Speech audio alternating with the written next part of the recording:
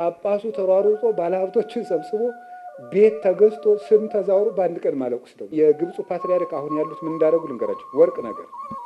ወርቅ ነገር አንድ ጳጳስ ቤተክርስቲያን ሰርተው ይመርቁልኝ ብለው ፓትርያርኩን ይጋብዟቸዋል። ይጋብዟቸውና ሲሄዱ አንዲት ድሃ እጇን ታርገበግባለች። ፓትርያርኩ ሲገቡ ማለት ወደ አዲሱ ቤተክርስቲያን ካለፉ በኋላ ትዝ አለቻቸው። መልሱኝ አሉ ፓትርያርኩ። ፕሮቶኮሎቻቸው በፍጹም አይቻልም። አይኔ የማገኘው ሳለ መልሰኛል። ኧረ እባክዎት እንደምን መልሱኝ። ተመለሱና መኪናቸው ውስጥ ገብተው ያችን ሴት ጥሯታል።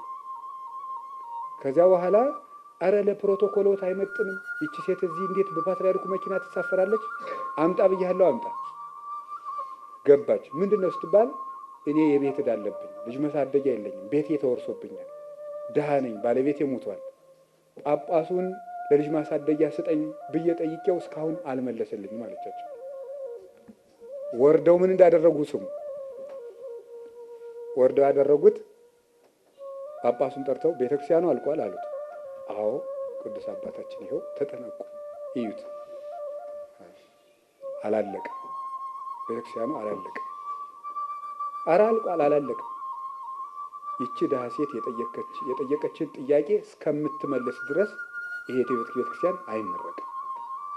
ተመልሰው መኪናቸውን አስነስተው ስልኳን ይዘው ሲያሟላልሽ ደውዪልኝ፣ የማረጋግጠው በእናንተ ሪፖርት ሳይሆን በእሷ ነው ብለው ስልካቸውን ሰጥተው ጥለዋት ሄዱ።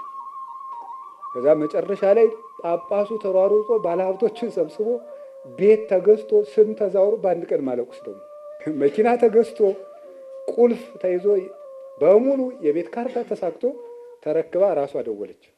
ወዲያው እኮ ነው በዕለቱ ማለት ነው። ፓትርያርኩ ተመልሰው መጡ፣ ቤተክርስቲያኑን መረቁ።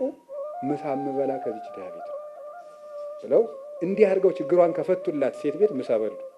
ይሄ አሁን በዚህ 3-4 ዓመት ውስጥ የተሰራ እዚያው የሚኖሩ የእኛ ሀገር መነኩሴ የነገሩኝ ታሪክ ያጫወቱኝ። እንዲህ አድርገው ምን ማለት